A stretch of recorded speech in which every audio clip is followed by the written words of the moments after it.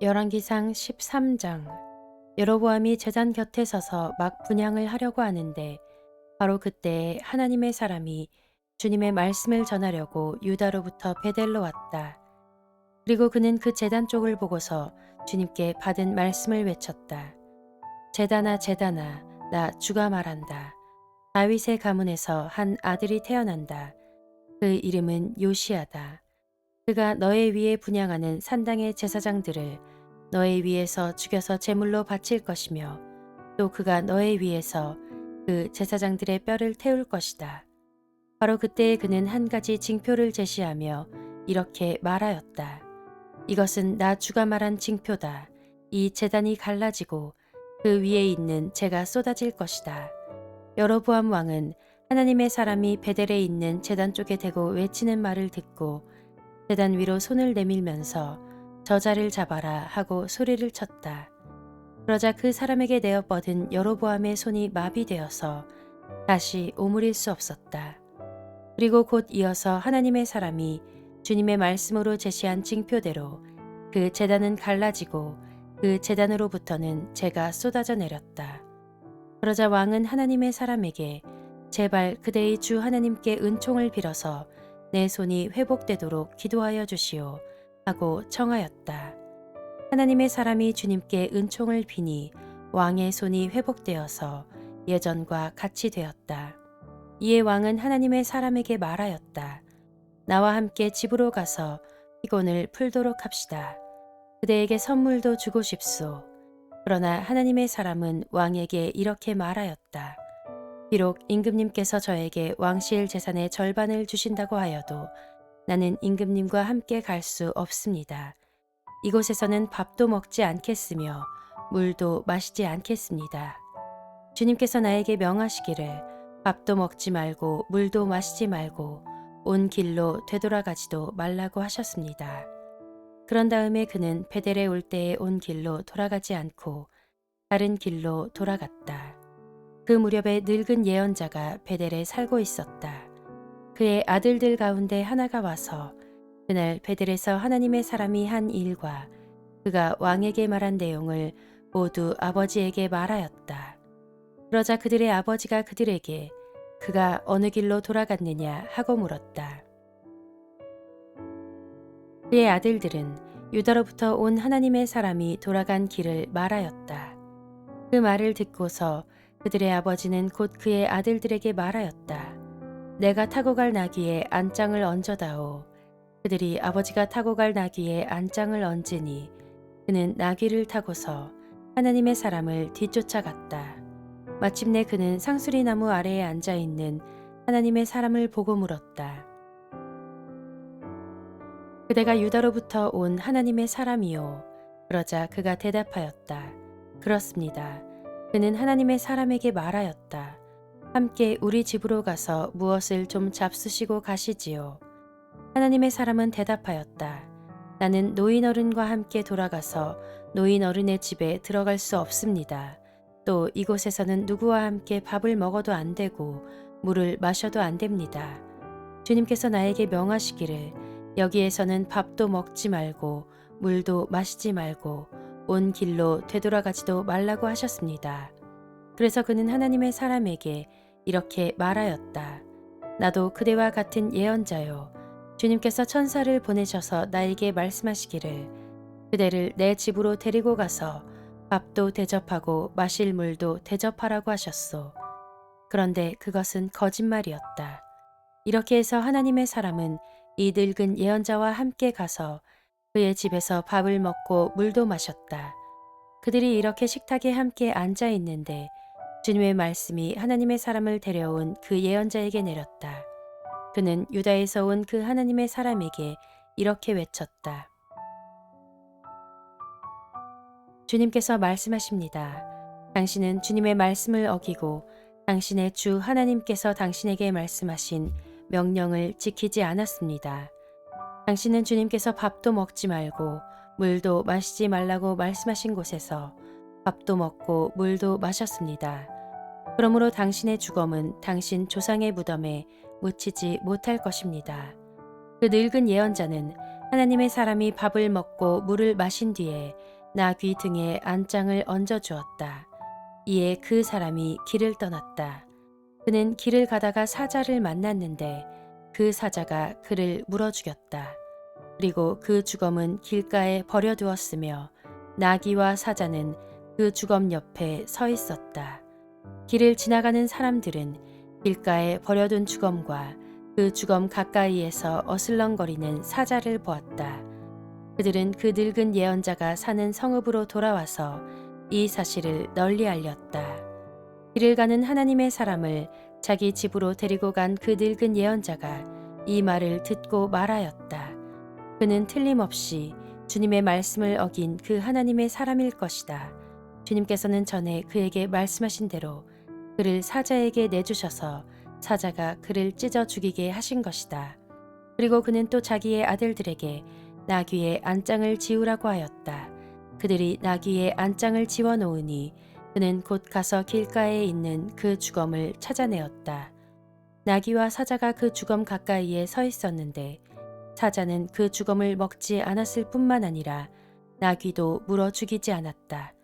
예언자는 하나님의 사람의 주검을 나귀 등에 싣고 자기의 성읍으로 옮겨와서 복을 한 뒤에 묻어주었다. 그 주검을 자기의 무덤에 안장하고 나서 그 늙은 예언자는 아이고 내 형제여 하면서 통곡을 하였다. 장사를 마친 뒤에 그는 자기 아들들에게 말하였다. 내가 죽거든 너희는 나를 이 하나님의 사람이 묻힌 곳에 같이 묻어다오. 나의 뼈를 그의 뼈 옆에 두어라. 그가 주님의 말씀을 받아서 베델에 있는 제단과 사마리아 성읍 안에 있는 모든 산당을 두고 외친 그 말씀이 그대로 이루어질 것이다. 이런 일이 생긴 뒤에도 여로보암은 여전히 그 악한 길에서 돌아서지 아니하고 오히려 일반 백성 가운데서 원하는 사람은 누구든지 산당의 제사장으로 임명하였다. 그런 일 때문에 여로보암 가문은 죄를 얻었으며 마침내 땅에서 흔적도 없이 사라졌다.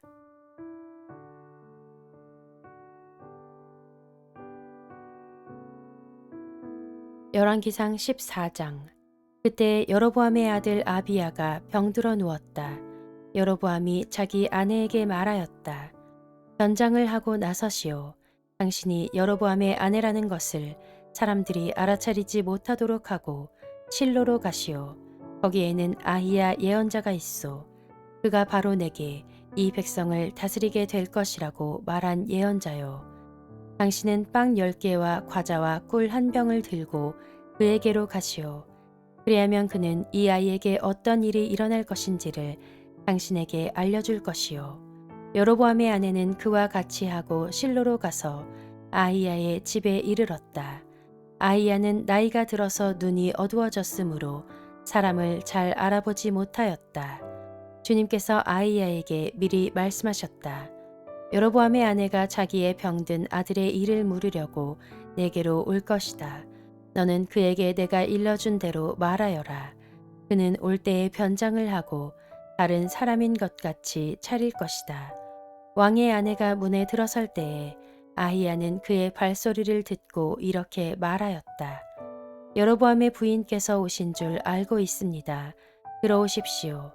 그런데 어찌하여 다른 사람인 것처럼 변장을 하셨습니까? 불행하게도 좋지 않은 소식을 전해야 하겠습니다. 집으로 돌아가셔서 여로보암에게 이 말을 전하십시오. 나 주 이스라엘의 하나님이 말한다. 내가 너를 백성 가운데서 높여서 내 백성 이스라엘의 지도자로 임명하였고 다윗의 가문으로부터 왕국을 쪼개어서 내게 주었지만 너는 내 종 다윗처럼 살지 않았다. 다윗은 내 명령을 지키고 내가 보기에 올바르게 행동하였으며 마음을 다해서 나를 따랐다. 그러나 너는 너보다 앞서 있던 모든 왕들보다 더 악한 일을 하여서 다른 신들을 만들고 우상을 부어 만들어서 나의 분노를 격발시켰다. 결국 너는 나를 배반하고 말았다. 그러므로 내가 여로보암의 가문에 재난을 내리겠다. 여로보암 가문에 속한 남자는 종이거나 자유인이거나 가리지 않고 이스라엘 가운데서 모두 끊어버리겠다. 마치 사람이 쓰레기를 깨끗이 쓸어버리듯이 여로보암 가문에 사람을 하나도 남기지 아니하고 다 쓸어버리겠다. 여로보암에게 속한 사람으로서 성읍 안에서 죽은 사람들은 개들이 먹어 치울 것이고 성읍 바깥의 들에서 죽은 사람들은 하늘의 새들이 와서 쪼아 먹을 것이다. 이것은 나 주가 하는 말이다. 이제 일어나서 집으로 돌아가십시오. 부인이 성읍 안에 들어설 때에 아이는 곧 죽을 것입니다. 그런데 온 이스라엘은 그의 죽음을 애도하며 장사를 지낼 것입니다. 여로보암 가문에서는 그 아이만이 주 이스라엘의 하나님께서 보시기에 착하게 살았으므로 여로보암의 가문에 속한 사람 가운데서 그 아이만 제대로 무덤에 묻힐 수 있을 것입니다. 주님께서는 이스라엘을 다스릴 또 다른 한 왕을 세우실 터인데 그가 여로보암의 가문을 끊어버릴 것입니다. 이 일은 오늘 지금 이 순간에 일어날 것입니다. 주님께서는 이스라엘을 쳐서 물가에 갈대가 흔들리듯이 흔들리게 하실 것이며 그들이 아세라 목상을 만들어서 주님의 분노를 샀으므로 조상들에게 주신 이 좋은 땅에서부터 이스라엘을 뿌리째 뽑아내어서 유프라테스 강 저쪽으로 흩으실 것입니다. 여로보암은 자기도 죄를 지었을 뿐만 아니라 이스라엘까지 죄를 짓게 하였으므로 주님께서는 여로보암의 죄 때문에 이스라엘을 버리실 것입니다. 여로보암의 아내는 일어나서 그곳을 떠나 디르사로 돌아갔다. 그가 집 안으로 들어설 때에 그 아이가 죽었다. 온 이스라엘은 그를 장사 지내고 그의 죽음을 슬퍼하며 애곡하였다. 모든 것은 주님께서 그의 종 아이야 예언자를 시켜서 하신 말씀대로 되었다. 여로보암의 나머지 행적, 곧 그가 전쟁을 어떻게 하고 또 나라를 어떻게 다스렸는가 하는 것은 이스라엘 왕 역대 지략에 기록되어 있다. 여로보암은 22해 동안 다스린 뒤에 조상들과 함께 잠들고 그의 아들 나답이 그의 뒤를 이어서 왕이 되었다. 또한 솔로몬의 아들 르호보암은 유다를 다스렸다. 르호보암이 즉위할 때의 나이는 41살이었는데 그는 주님께서 자신의 이름을 두시려고 택하신 성읍 예루살렘에서 17해를 다스렸다. 그 어머니의 이름은 나아마이며 암몬 여자이다. 유다도 주님께서 보시기에 악한 일을 하였다. 그들이 지은 죄는 조상들이 저지른 죄보다 더 심하여서 주님의 진노를 격발하였다. 그들도 높은 언덕과 푸른 나무 아래마다 산당과 돌 우상과 아세라 목상을 만들었다. 그 땅에는 신전 남창들도 있었다. 이와 같이 이스라엘 자손은 주님께서 그들 앞에서 내쫓으신 나라들이 지킨 그 혐오스러운 관습을 그대로 본받았다. 르호보암이 즉위한 지 5년째 되는 해에 이집트의 시삭 왕이 예루살렘을 치러 올라와서 주님의 성전에 있는 보물과 왕궁의 보물을 다 털어갔다. 하나도 남기지 않고 다 가져갔다. 솔로몬이 만든 금 방패들도 다 가져갔다. 그래서 르호보암 왕은 금 방패 대신에 놋 방패를 만들어서 대궐 문을 지키는 경호 책임자들의 손에 그것을 맡겼다. 왕이 주님의 성전으로 들어갈 때마다 경호원들이 그 놋 방패를 들고 가서 경호하다가 다시 경호실로 가져오곤 하였다. 르호보암의 나머지 행적과 그가 한 모든 일은 유다 왕 역대 지략에 기록되어 있다. 르호보암과 여로보암이 살아있는 동안에 그들 사이에는 늘 전쟁이 있었다. 르호보암이 죽으니 조상들과 함께 다윗 성에다가 장사하였다. 그의 어머니 나아마는 암몬 여자이다. 그의 아들 아비야가 그의 뒤를 이어서 왕이 되었다.